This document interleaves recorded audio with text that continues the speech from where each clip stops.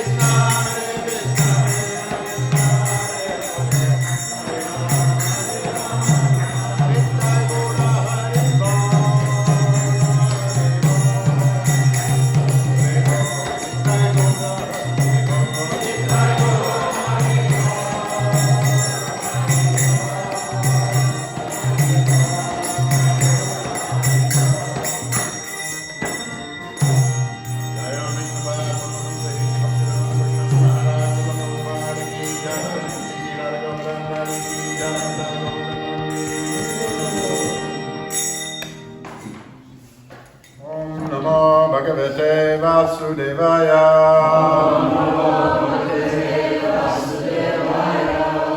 Om Namo Bhagavate Vasudevaya.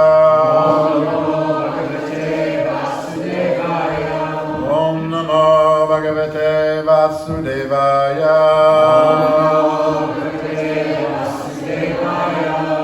Morning, we're reading from the Srimad Bhagavatam, Canto 3, Chapter 3, Text 14. Kiyam buvoyam chapita torubaro.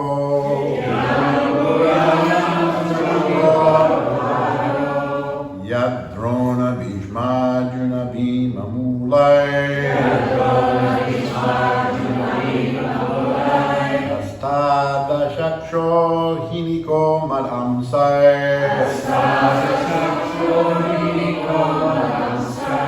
Aste balam durvisaham yadunam. Yam buvoyam chapitorubaro.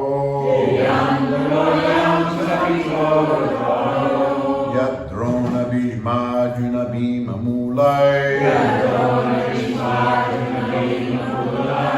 Astadashaksho hiniko madamsai. Aste balam durvisaham yadunam.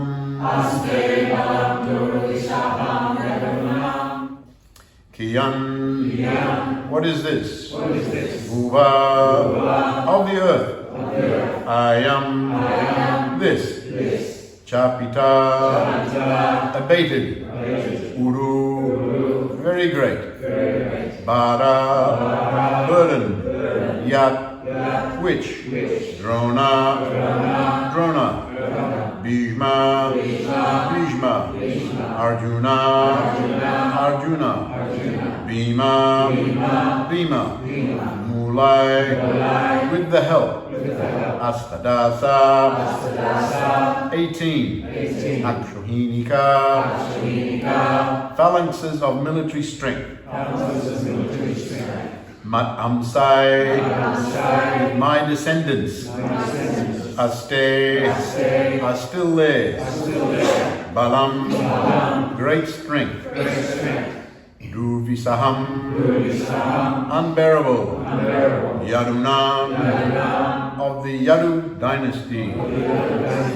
Translation. After the end of the battle of Kurukshetra, the Lord said, the abatement of the earth's great burden, 18 Akshahinis, has now been effected with the help of Drona, Bhishma, Arjuna and Bhima. But what is this? There is still the great strength of the Yadu dynasty born of myself, which may be a more unbearable burden. Purport. It is a wrong theory. Prabhupada gives a long purport here.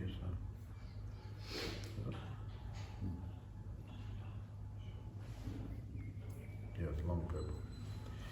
Purport. It is a wrong theory that due to an increase in population, the world becomes overburdened and therefore there are wars and other annihilating processes. The earth is never overburdened.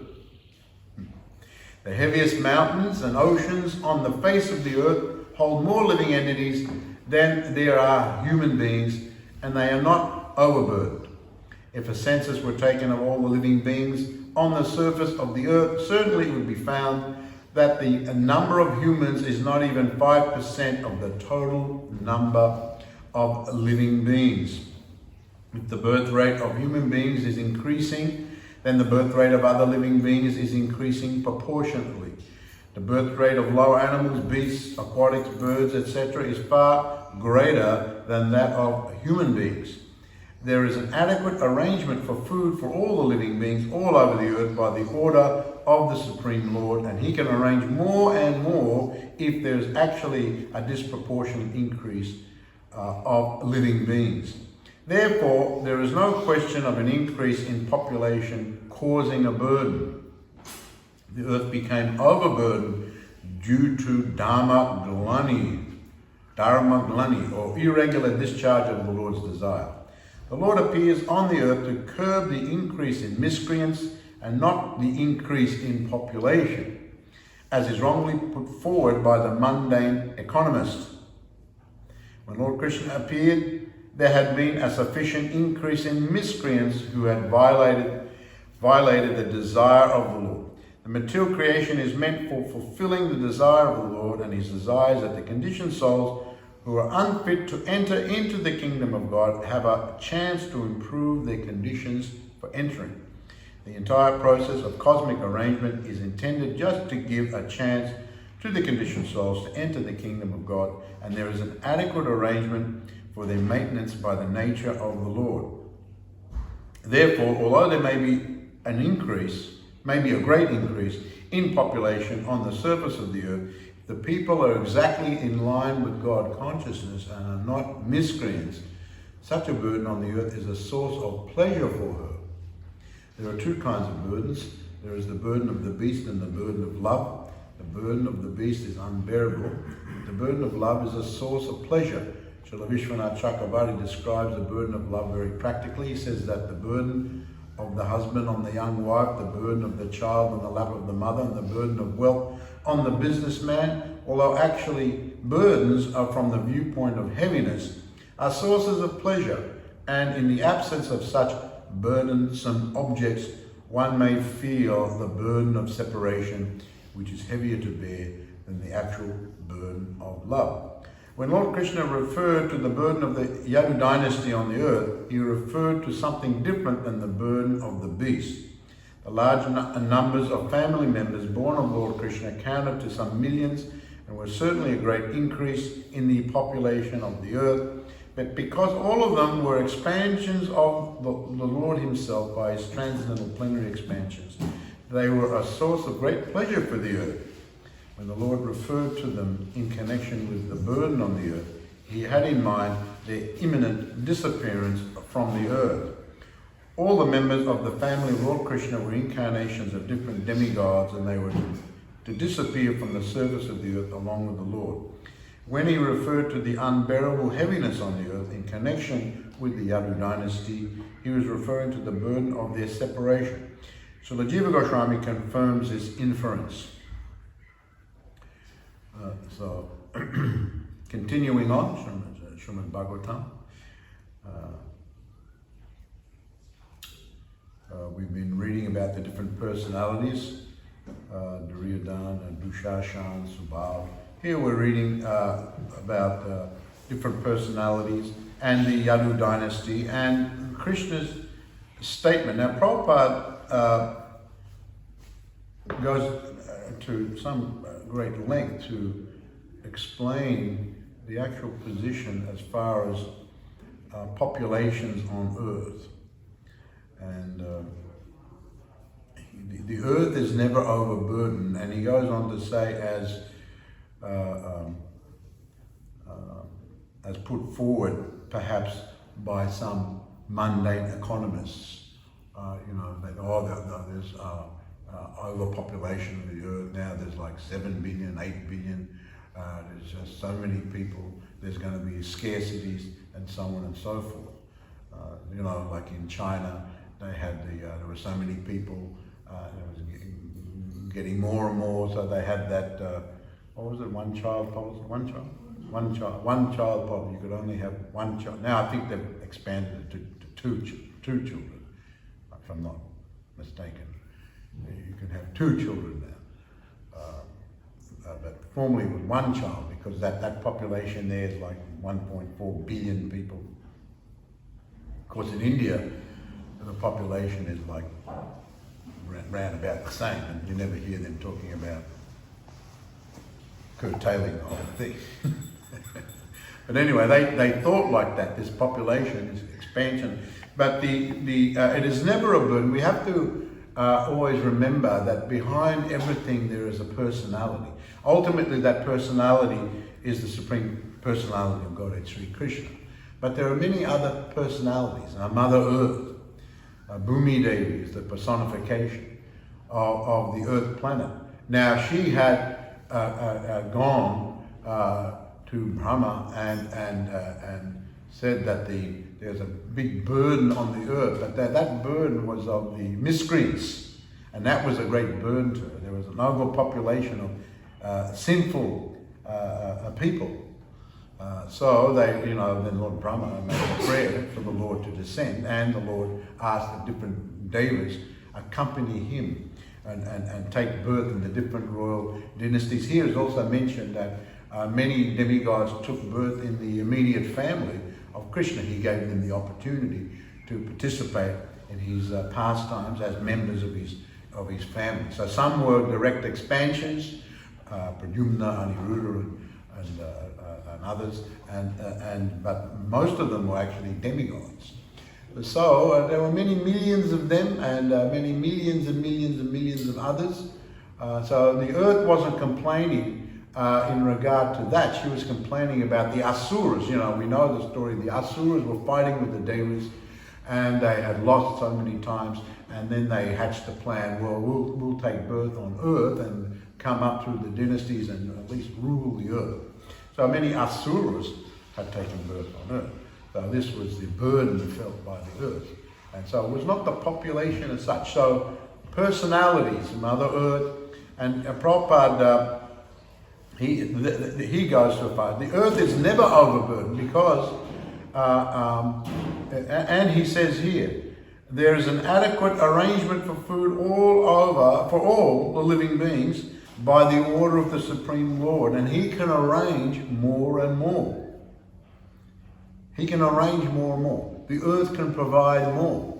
If there's more and more living entities, if the population is getting bigger and bigger, if everyone's leading a pious life, then the Earth reciprocates accordingly under the order of the Supreme Personality of God. And this is a very interesting point that Prabhupada is expounding here. And because everyone is worried. Now the real problem is sinful activities and exploitation and abuse.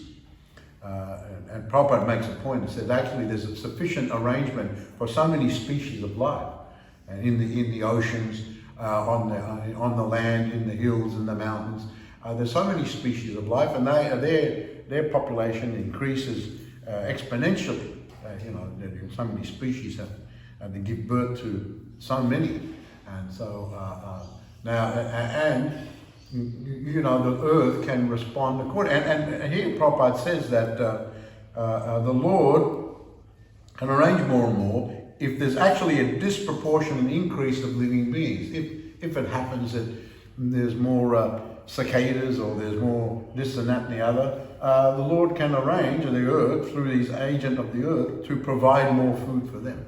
But due to man's sinful activities, exploitation and so on, and greed and so on and so on, and therefore there's not enough food for these particular species of life. They have to come and come into the crops of man, or they have to go everywhere. I read a while back that in Africa they're having, what was those flying things? Locusts? Locusts? Yeah, locusts, yeah. Locusts, yeah, they were flying around and ravaging and going through everywhere and destroying so many things. This all happens, of course, people are getting their reactions, and this all happens. The earth is not supplying, and man is, so therefore everyone has to suffer. So this is a very, very important point. People may, and he gives the example, as I mentioned, of the mundane economist. Oh, well, if the earth population, the human population expands, in an uncontrolled way, and then, we're really going to be, really suffering. There's going to be a shortage of so many things. These huge cities, mega cities. Actually, you read in the ancient times, the cities weren't as big. Now you get these mega cities with 15, 20, 25 million people, some of these big, huge mega cities. You can't practically get from one side to the other. One time I wanted to go, when I was in Mumbai, I wanted to go over to Chowpatty. I was at Jew temple. I wanted to go to another temple at Chowpatty. So I said, how long does it take to go over there? No, actually, I asked how far is it from here to over there? And they said, over here in Mumbai, we don't talk like that. Because it just depends on we talk in how many hours it takes, depending on the time of day. You can't calculate by kilometres, because it's such a huge city. It could take 1 hour, or it could take 10 hours. So these mega cities, I've been in places like Jakarta where there's just a traffic jam. I've missed many, on the way to the airport. I missed my flight because it was a gridlock. No one was moving. There was some accident somewhere. No one even knows where it was. And it was a gridlock. We didn't even make it. And then another time I was over there, we were going out to our temple in the hills, and then there was a big, huge jam. And so we were just stuck. We weren't moving. No one was moving for hours. And the devotee told me, actually, this happened so much that people just have their holiday in the car. Up on the side of the road, there's all these people walking up and down selling things. And then when it thins out after maybe a day or two, they just turn around and go home again. It's quite what normally would have been like a 1.5, 2 hour trip ended up like 8 hours. So these big, huge mega cities and overpopulated cities, in the Vedic times, they weren't allowed to get so big. Generally, they were much smaller, and people were spread out through the countryside, just like this country in Australia. What is it, like 85% live in the city, something like that, isn't it? The Prabhupada noted it when he said when I was flying over, I saw so much empty land when I was looking out the plane window, and I saw so much door, so much desert is there, and different red, I saw yellow. So if you look at this country, everyone just lives around the coast mainly, and all it needs is a little bit of rain or a little bit of intelligence to irrigate. Just like, where was I talking about our farm at Gordadesh? It was the last week, I think I was mentioning that we had the 26,000 acre property, and that whole area was very barren. But in Renmark and Mildura, they're famous places for growing grapes and growing stone fruits, peaches and apricots, but very dry area, but they irrigate from the river. So with water, anything can happen. But the water is not being supplied because of the sinful activities. If the more rain comes, the water can be supplied. You can grow crops in a big country like this country, and people can live out their more simple lifestyle and not overcrowd the cities. So there's all sorts of things like that. I'm just giving a couple of examples. All sorts of things like that. Man's greed, man's sinful activities, And therefore this is a great burden. And therefore there must be a restriction. There must be some sort of a reaction. And that's really what the problem is. It's not a question of overpopulation. Because it's actually all under the calculation of the Supreme Personality of Godhead. There will be people born, but just as people are born, people die. So this is all under the calculation of the Supreme Lord and his agents in that area. He knows how many people were born in the Kali, and he knows how many will die. And sometimes there's more, sometimes there's less. But now the idea here, as Prabhupada points out very nicely, Krishna's desire. What does he say here? What is the Krishna's desire is that the conditioned souls who are not ready to enter into the spiritual abode, and the Prabhupada says into the kingdom of God, they're given a chance to improve their conditions, to improve their consciousness. So the idea that Krishna wants everyone to be liberated and be in their natural position in the spiritual world. But those who are not ready, they're given a chance. Of course, there are ones who take birth in the Satya Yuga, they're more pious, then the Treta, then the Dwapara Yuga, and those who are less pious, they take birth in the Kali Yuga. But nevertheless, a chance is given in every age to improve the consciousness, and then finally go back home, back to Godhead. That's the idea. That's Krishna's desire. And therefore, and to do that, you have to live a certain type of lifestyle. And following what the Lord's desire is that you live in this way and you follow a certain type of lifestyle, at least in the mode of goodness, and you introduce the spirituality, and gradually. Now, life in the world is meant to be relatively peaceful, although we know in the mature world there's not going to be complete peace, just the nature of birth and death. You know, if you're born, then there's going to be death. No one likes to die, so there's never going to be a totally peaceful situation. But it's meant to be more peaceful than what we're experiencing now. With the pious life, there's description that in the past there would be farmers living out there, and they would be working, and they would live a nice simple life, mode of goodness, a pious life. They would work, and at night time, it's actually mentioned that when they went to bed at night, it was just arranged nicely. The earth provided, the Lord provided, the demigods provided. It would just rain very nicely at night time. And then when they got up in the morning, the rain would stop, and they could go and work. So very kind of peaceful. And now, we have these great huge floods flooding everywhere in this country. Last 3 years, I've read that we're going to have another, a rain season. What do they call it? The La Nina, or whatever it is. Is that what it's called? La Nina. I think this is the third year in a row, isn't it? Last year and the year before, and then before that, then you had the drought. You probably remember that big drought. I remember flying from here down to Sydney, and when you looked out the plane out the west, it was just barren, just dry and brown. And this is on the coastline, what to speak inland. And so you have these extremes, and it's not meant to be like that in the material world. It's not that Krishna doesn't want that.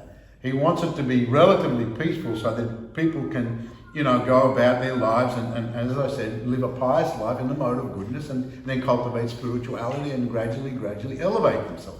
That's Krishna's plan. But because the humans are, acting very sinfully, very greedy, very violently, therefore the earth is feeling the burden, and she is restricting. Krishna is not providing, and that's a reaction to that lifestyle. And so that's the problem. And here it is called Dharma Glani. So the burden is not the population or the expanding population. The burden is the Dharma Glani. That means irreligiosity, sinful activity, violent activity, greedy activity. Get anything. Long as Prabhupada said the epitome of very materialistic greediness is that when you get down to it, as long as I live and live how I want, I don't care how anyone else lives. And he went further. He said that I live, you die. Doesn't matter to me.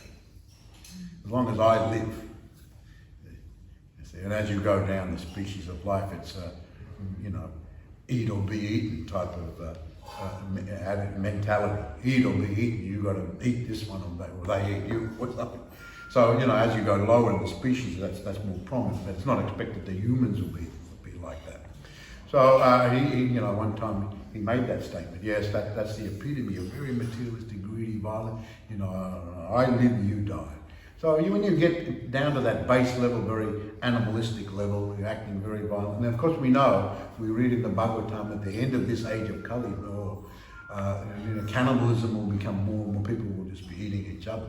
There'll be so much restriction of everything, what's left to eat. People will just eat each other. And, that's the cannibalism. We've read that it went on, and we have read that in some places it still goes on. I still remember that devotee in Fiji told me one time that they went travelling to some of the other islands, the outer islands, and they got lost. Or their car broke down. So they got lost, and they were walking around in the middle of nowhere. And then they came upon a village, and they told the situation. But so they said, "Oh, you can stay here tonight." So the devotee was telling them that when they were staying there, they were speaking their local dialect, which is they have all these different type of dialects. And so there was an old lady speaking, and she was talking to some others, and she was saying that I think these two would make a good meal. And of course, she didn't know that none of them could understand that dialect. So they very quickly excused themselves. "Oh, we have to go now." So he said that in those islands. We've heard in Papua New Guinea also. There's an areas up there, and so you've got to be careful where you go over there. You might end up on the dinner table. So, but this will increase more and more because there'll be more restriction because of this dharma gluttony.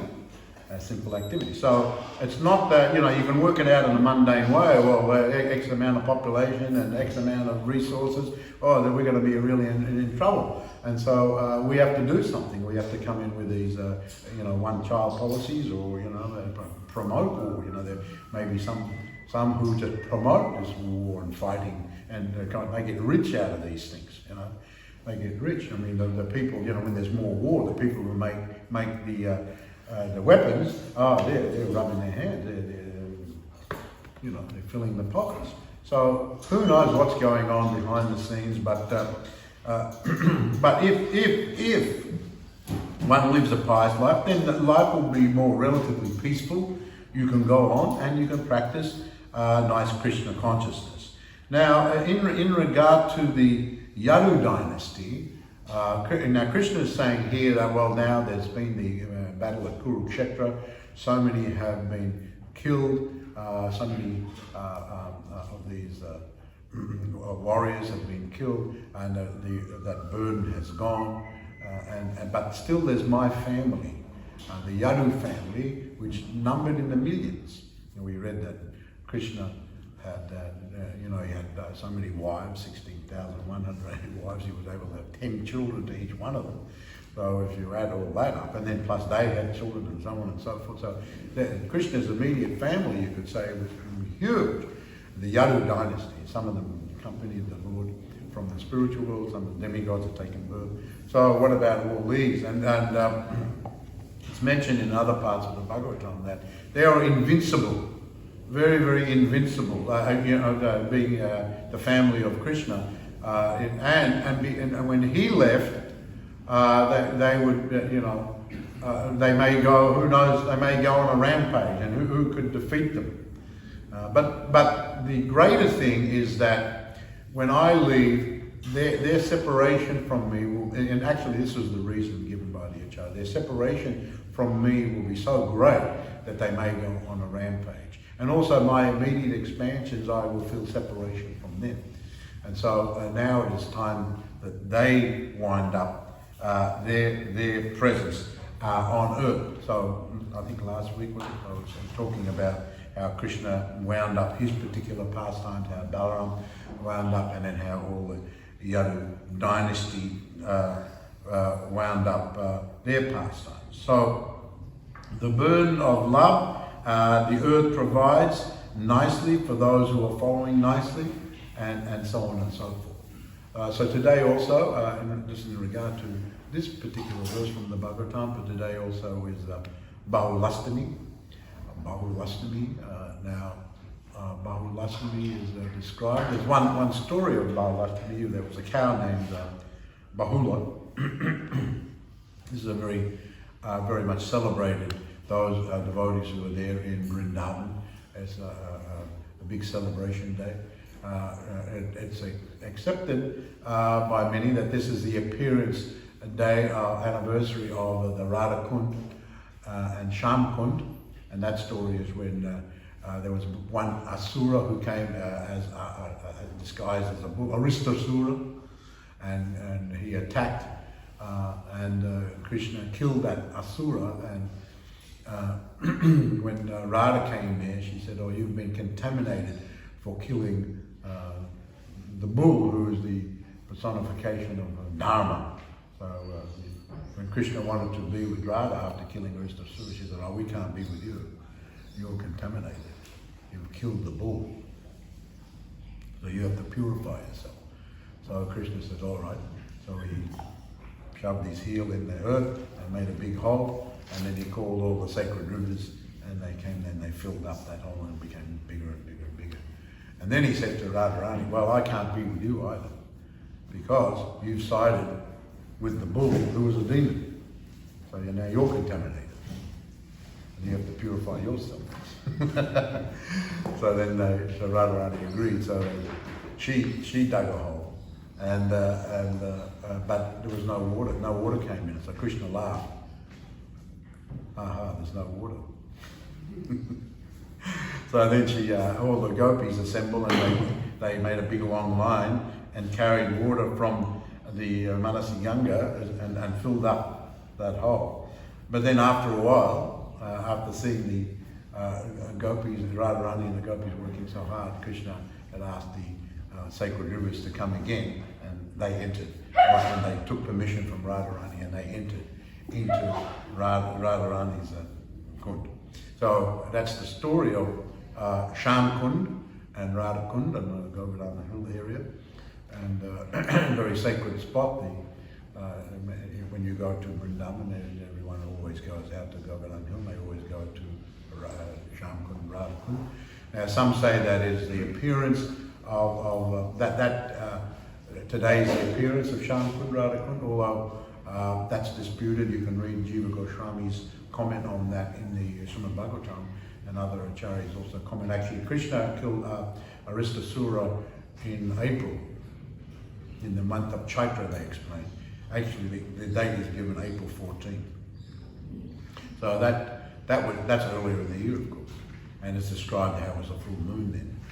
Now it's like half moon.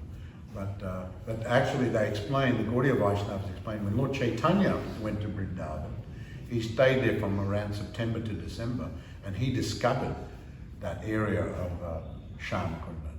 So that he discovered it on this day. So as far as the Gaudiya Vaishnavas, they understand that it was discovered by Chaitanya Mahaprabhu, and actually the celebration, they celebrate on both days, both in April and now in October. So that's the story of the appearance of Sham Kund, Radha Kund. And as I was saying, there's another story in regard to Bahulastami, the name. At one time there was a cow named Bahula, and all of a sudden a tiger came there and attacked her and was going to kill and eat her. And just before he did, she begged him, she spoke, and she said that, "Please allow me, at least before you eat me, please allow me to go and tell my calf and feed her, and then say goodbye to my calf." And so she went there, and she also went to see her owner, who was a Brahmana. She explained the situation, "I've given my word to the tiger, I'll come back, but I just wanted to see my calf, and I wanted to see you as the Brahmana, my owner." And so, but the calf and the Brahmana were so disturbed. Actually, the Brahmana said, "No, I'll go in your place. Let the tiger eat me." And her calf said, "No, I'll go in your place." You know, but she wouldn't. Bahula wouldn't allow it. So there was a whole discussion going on. Everyone, each one of them wanted to go. So in the end, all three of them went.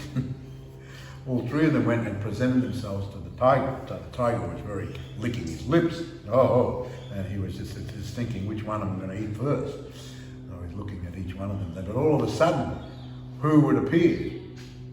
Krishna. Krishna appeared there, and he was standing there, and he was holding his Sudarshan chakra. And he said to the tiger, he said that we see this cow Bahula, it's honoured a word, and she's come back. So if you spare her and her calf and the Brahmana's lives, I will grant you eternal fame for doing this deed. And of course the tiger, he agreed to that because he also saw the chakra there. So he was a little coerced to agree to it. And so he agreed to it.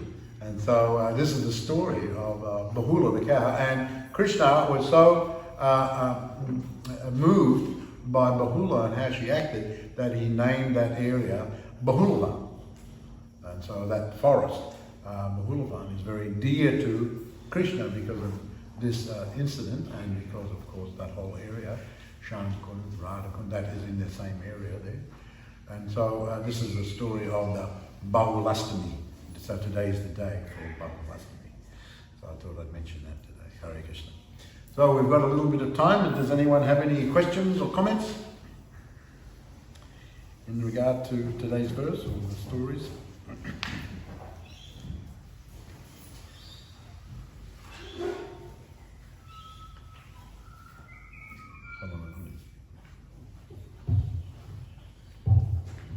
Maharaj, my question is in regard to, you said that demons take birth on the earth. It seems that, and in the stories, it seems they rival the demigods as far as, they are rivals to the demigods, but they're bad, but they're consciously taking birth, so it's almost spiritually realized, but how does that work that the people who are, they're called demons, but they're as powerful as the demigods? The spiritual realization is sort of, you equate that with virtue. Never really been able to understand how that works.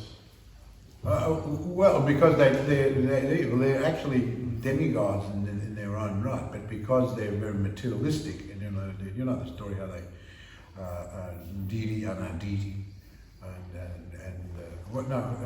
Kashyapa and Aditi and Didi, and she gave birth to they took birth in the heavenly planet, so they're from the upper planetary systems, but because they're very materialistic and took against the Supreme Personality of God. There's the Suras and the Asuras. Those are the Suras. So they're demigods, so they're very powerful. In one sense, they're like demigods, but they're Asuras against the supremacy of the Supreme Lord. So. So someone can be very powerful, just like we see powerful people in the world today, very, very powerful, and they're not pious at all. They're very sinful, and somehow or other they must have performed some pious activities in the previous life to get such power. But now they're acting very simply. They're Hiranyakashipu, Hiranyaksha, very, very powerful. So all these asuras are very, very powerful, but at the same time, they're against the Supreme Personality of God. Sometimes they can be very religious, just like we saw with Ravana. We saw with Hiranyakashipu. They know Ravana, for example, he knew how to do yajnas, he knew mantras, he knew what, but they were just very centered on themselves and against the Supreme Lord. So someone can be like that. People are very complex.